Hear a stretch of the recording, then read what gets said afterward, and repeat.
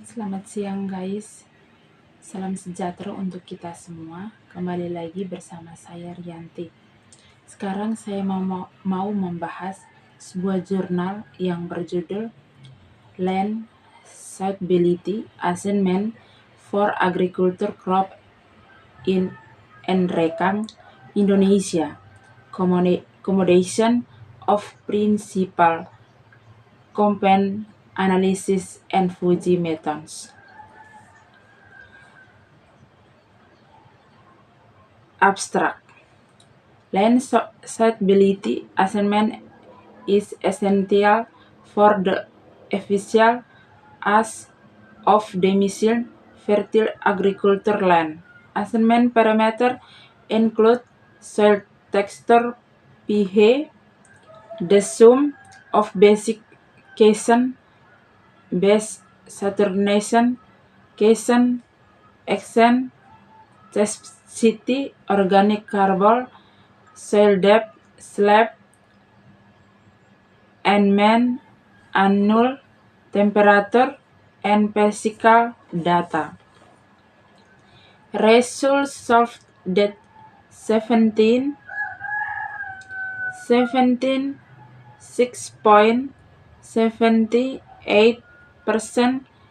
and 23.26% of the total area were optimal and moderate suitability suitable for coffee growth. Respectively, 9.6% and 90% were optimal and moderation suitability suitable for cocoa growth respectively, and 0.98%, 78.74%, and 19.26% for optimal, moderation, and marginal suitability suitable for cow growth respectively. 6.68%,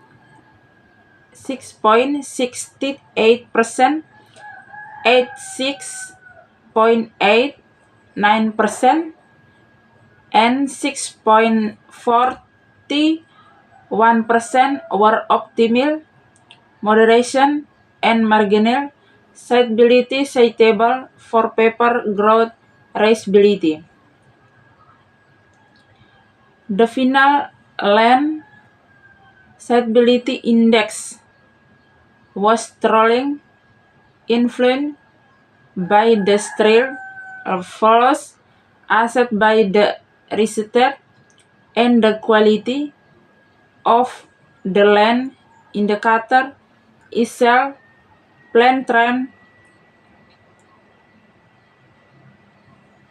Plantation follows differ due to variations in plant resonation.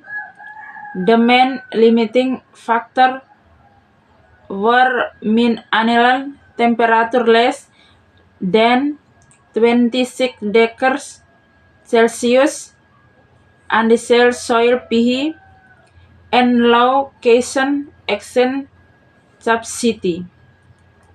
This study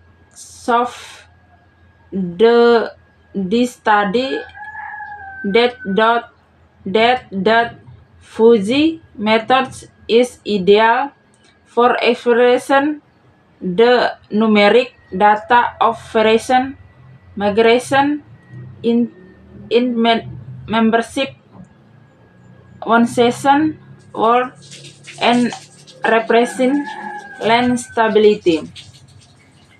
The principal component analysis is an evaluation method to determine the weight of methylation factor is systematic and objective manner. The latter test for bituminous and production with class 0.00. Indication that appellant model can predict agriculture operation and applicable to other agriculture and management.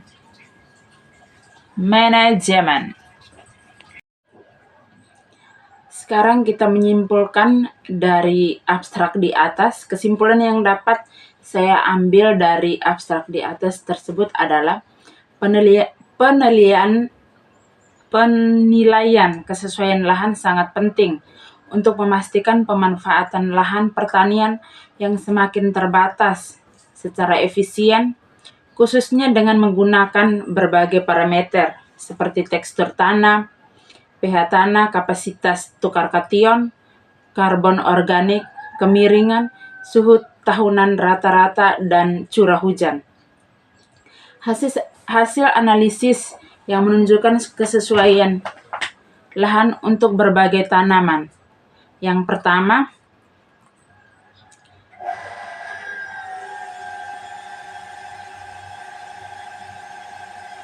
pertama kopi. Kopi terdapat 76,28% itu sangat sesuai. Kakao 9,6% sangat sesuai. Cengkeh 1,98% sangat sesuai. Lada 6,68% sangat sesuai. Faktor pembatas utama dalam kesesuaian lahan tersebut adalah suhu tanaman rata-rata kurang lebih 26 derajat Celcius, pH tanah yang bersifat asam, dan kapasitas tukar kation yang rendah.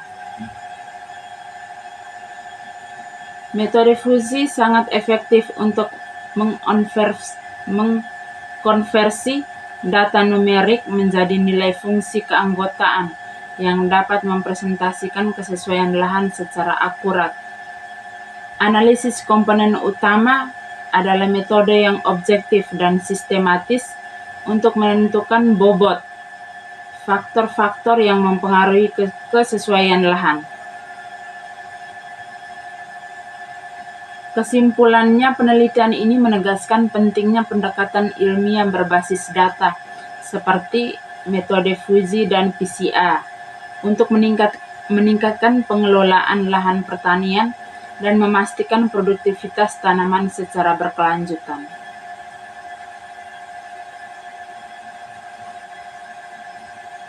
Penjelasan yang bisa saya ambil dari artikel pendahuluan tersebut adalah pentingnya pertanian berkelanjutan. Pertanian berkelanjutan bertujuan untuk memastikan penggunaan sumber daya pertanian secara efisien tanpa menyimpang dari sistem alam, yang penting untuk menjawab tantangan keamanan pangan saat ini dan di masa depan. Evaluasi kesesuaian lahan. Evaluasi kesesuaian lahan merupakan kunci dalam merancang penggunaan lahan yang berkelanjutan. Hal ini melibatkan penilaian komponen iklim, tanah, dan topografi untuk memastikan bahan lahan digunakan secara optimal untuk tujuan tertentu. Pendekatan multi kriteria, evaluasi kesesuaian lahan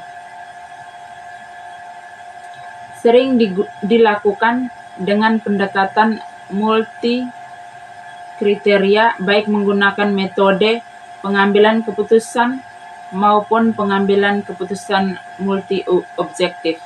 Metode ini membantu menangani konflik antara berbagai atribut lahan.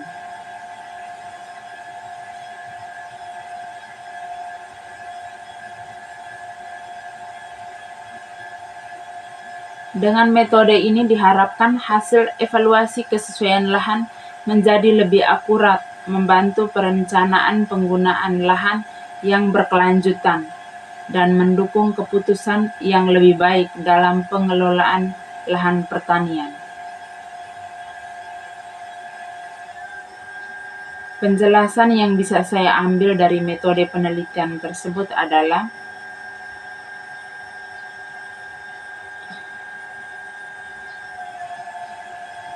penelitian ini dirancang untuk memberikan panduan berbasis data dalam menentukan tanaman budidaya yang paling sesuai dengan karakteristik lahan di Kabupaten Nrekang yang diharapkan pendukung pengelolaan lahan dan produksi pertanian yang optimal.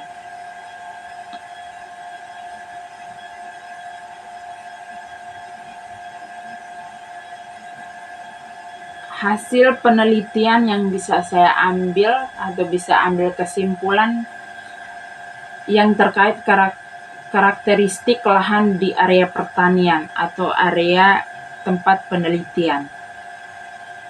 pH tanah dan keberadaan kation basa. pH tanah yang bersifat asam menunjukkan perlunya pengelolaan tanah, khususnya seperti penambahan kapur atau pengapuran untuk meningkatkan pH agar lebih mendukung pertumbuhan tanaman. Kandungan kation basa yang cukup tinggi menunjukkan potensi kesuburan tanah yang baik, meskipun perlu diperhatikan distribusi kation pada lapisan atas dan lapisan bawah tanah. Kejenuhan basa dan kapasitas tukar kation. Kejenuhan basa yang berada dalam kategori rendah sehingga sedang menunjukkan bahwa sebagian besar kation basa tidak sepenuhnya tersedia untuk tanaman.